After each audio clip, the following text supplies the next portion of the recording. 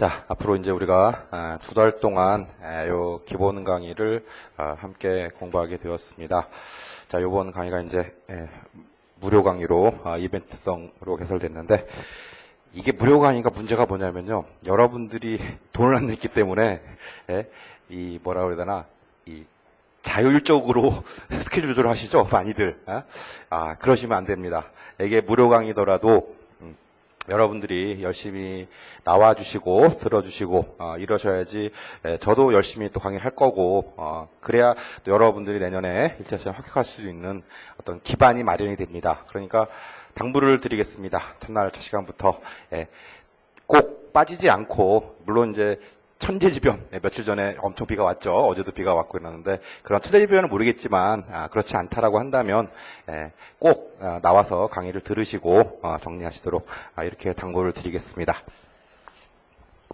자, 이제 강의를 들어가기 전에요, 오늘 그 나눠드린 그 보충 자료가 있었죠. 그래서 보충 자료 이제 아시는 분들은 뭐 다시 한번 복습하신 생각을 하시고, 요건 법을 처음 공부하시는 분들을 위해서 아주 기초적인 얘기들을 다시 한번 정리를 한번 해보겠습니다. 자, 먼저 보충 자료 첫 페이지에 보시면 민법 입문되어 있고요. 민법 공부 방법론이라고 있습니다. 그래서 첫 번째, 가장 중요한 거, 시작은 조문에서라는 겁니다. 항상 여러분들이 공부하실 때 기본서를 갖고 계시기 때문에 기본서 위주로 공부를 하시는데, 그렇지 않습니다. 기본서는 어디까지나 법 조문을 해석해 놓은 거죠. 그렇기 때문에 여러분들이 시작하실 때는 항상 법 조문을, 관련 조문을 먼저 한번 읽어주시는 게 필요합니다. 그래서 지금 법전 있으신 분들도 있으시고 없으신 분들도 있으시고, 없는 분들이 태반이네 보니까. 근데 있으신 게 더 좋은데요. 교과서에도 법 조문이 있긴 합니다만 가능하면 반드시 강의를 들으시기 전에 조문을 한번 읽어두시는 거, 이게 일단 핵심이라는 거. 근데 문제가, 우리가 공부해야 되는 변리사 시험 과목에서 민법이 실제로는 여러분들은 재산법 파트입니다. 그리고 이 재산법 파트만 해도 1조서부터 766조까지 무려 766개의 조문이 있습니다. 이게 이러다 보니까 여러분들 입장에서 제일 좋은 건 뭐냐면요, 이거 다 외우는 겁니다. 이러면은 실제 시험에서 굉장히 도움이 많이 되겠죠. 근데 이거는 그렇다고 해서 다 외우라는 건 미련한 짓입니다. 그럼 어떻게 해야 되느냐? 이 중에서 수험적으로 중요한 조문들이 있습니다. 수험적으로 필요한 조문들, 요거는 보통 100개에서 150개 정도, 요 정도밖에 안 됩니다, 실제로는요. 그러니까 제가 앞으로 강의를 하면서 계속 말씀을 드릴 거예요. 이 조문 중요합니다. 이 조문은 이렇게 사용하면 됩니다. 이렇게 자꾸 말씀드릴 건데, 그럴 때 여러분들은, 제가 중요하다고 말씀드린 조문들은 이런 거는 반드시 암기를 해두시는 게 필요합니다. 자, 그 다음에 또 중요한 게 뭐냐면, 암기하라고 그러니까 여러분들은 그냥 막연하게 있는 조문 그대로 다 외우려고 한단 말이에요. 그것도 방법이 잘못됐죠. 미련하게 다 외우는 게 아닙니다. 암기도 방법이 있습니다. 요거는. 그럼 이 방법을 어떻게 할 것이냐, 요건 이제 우리가 공부를 하면서 거기에 맞춰서 하나하나씩 해드릴 겁니다, 제가. 그렇기 때문에 거기에 맞춰서 하시면 되니까 앞으로 여러분들이 공부하실 때 미리 조문 한번 읽어주시고, 그 다음에 이제 제가 수업을 하면서 이 조문 중요하다 말씀드리면 그거 암기해야 되고, 그다음에 암기할 때도 그냥 단순 미련하게 암기하는 게 아니라 제가 말씀드리는 방법으로 암기한다. 이게 이제 첫 번째입니다. 자, 그 다음에 이제 두 번째로 판례의 태도를 확인하라고 돼 있죠. 이게 이제 중요한 건데, 실제 시험에서 시험 문제가 이제 우리가 보통 40문제가 나온다고 치겠습니다. 그럼 40문제고, 여기서 각 문제당 5질문씩 들어보죠. 그러면은 200개의 지문이 있습니다. 자, 이랬을 때 이 200지문 중에서 조문에 대해서 묻는 문제, 그 다음에 판례에 대해서 묻는 문제, 그 다음에 학설에 대해서 묻는 문제. 물론 이제 이걸 짬뽕해가지고 이제 사례형으로 등장하는 경우도 있습니다. 이렇게 이제 다양하게 등장하게 되는데, 실제 비중을 보게 되면 조문에서 10에서 20% 정도 나옵니다. 그 다음에 판례에서 거의 60, 70% 나와요. 이렇게 나옵니다. 그 다음에 학설에서 많이 나와봤자 10%에서 15%입니다. 그 다음에 사례 문제에서도 약간 좀 나오겠죠. 한 10% 정도 나옵니다. 한 해 보통 한 4문제 정도 나오더라고요. 사례 문제가. 이렇게 등장하게 돼 있습니다. 그럼 당연히 여러분 보시면 아시겠지만 출제 비중이 어디가 제일 높죠? 판례가 제일 높죠. 그렇죠? 그러니까 판례 공부를 잘해야 된다는 겁니다. 물론 판례 공부를 하실 때 이것도 역시 마찬가지예요. 그냥 단순미련하게 판례 읽는다고 해서 공부가 되는 게 아닙니다. 이거는 기본적으로 우리가 기본서를 통해서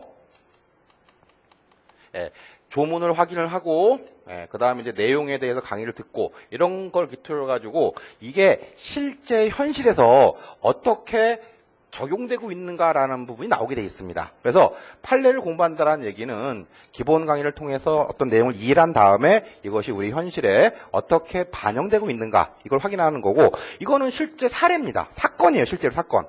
그러니까 그만큼 더 중요할 수밖에 없겠죠. 자, 그럼 여기서 이제 또 하나 중요한 게 학설이라는 부분입니다. 여기 학설 부분 비중 높지 않죠? 그렇죠? 그러면 수험적으로 중요하겠어요? 안 중요하겠어요? 별로 안 중요합니다. 그리고 나오는 학설이 또 있어요. 우리 교과서에 학설이 뭐 100개가 있다, 1000개가 있다 이랬을 때 그 중에서 수험에 출제되는 학설은 거의 한 15%, 20% 이거밖에 안 돼요. 역시 또 마찬가지로 제가 수업을 하면서 이 학설은 버리십시오, 이 학설은 지우세요 이렇게 말씀드릴 겁니다. 그렇게 맞춰서 정리를 하시면 된다는 거 이거를 확인하시기 바랍니다. 그래서 거기 이제 판례도 확인하라는 얘기를 하고 있고요. 그 다음에 이제 세 번째가 객관식 문제를 활용하라고 되어 있죠. 자, 이 객관식 문제가 왜 중요하겠습니까? 1차 시험은 지문에 대해서 판단하는 거죠. 옳고 그름에 대해서 여러분들이 판단할 수 있다라고 한다면 시험 점수 잘 나오겠죠, 분명히. 그러니까 이 부분을 갖다가 미리 훈련하고 들어야 됩니다. 훈련은 당연히 객관식 문제를 통해서 할 겁니다. 문제를 통해서 확인하시고요. 제가 이제 이번에 이제 새로 그 교재를 출간했는데 뭐 갖고 계신 분도 계시고 안 갖고 계신 분도 계실 텐데요.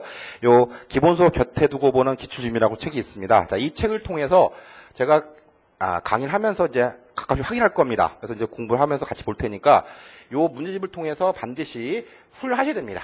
훈련하셔야 되고 가능하면 각각의 지문에 대한 공부를 하신 다음에 다시 종합적으로 이제 문제가 나와 있을 때 문제를 풀어보는 게 중요하거든요. 그래서 제가 지금 이 보충자료 맨 뒤에 보시면 잠깐 보세요. 그럼 보시면 최근 10년 동안 변리사 시험에 나와 있는 기출문제들이 다 있을 겁니다. 제가 다 그것도 드릴 거예요. 아시겠죠? 그러니까 요걸 갖다가 공부를 3가지 방식으로 하는 거죠. 강의 듣고, 그 다음에 제가 이제 중요한 것들을 몇 가지를 꼽아서 다시 우리 기출지문집을 통해서 확인을 하고, 그 다음에 여러분들은 또 기출문제를 통해서, 보초에 있는 기출문제를 통해서 스스로 확인할 수 있다라는 겁니다. 아실 수 있겠죠? 이제 그런 과정을 거쳐서 간다라는 거 확인하시고요. 기출문제는 다 드릴 거예요. 자료를 통해서요. 자, 그 다음에 이제 네 번째로 이제 사례 문제 접근 방법이 나와 있는데, 이건 뭐, 사례 문제라는 것이 이제 문제를 통해서 확인해야 되는데요. 이 사례 문제가 제일 좀 어렵습니다, 실제로는요. 여러 가지 쟁점이 종합돼서 나오기 때문에 좀 어려운 부분이 있습니다. 그건 이제 우리가 문제를 보면서 정리할 테니까 이건 일단 넘어가도록 할게요. 자, 그 다음에, 제가 당부를 드리고 싶은 부분인데, 제가 지난 토요일 날 그 설명을 하면서 말씀드렸던 부분이기 때문에 또 들으실 분도 계실 텐데 항상 공부를 하실 때 단권화라는 것을 생각을 하십시오. 그 다음에 복습이라는 겁니다.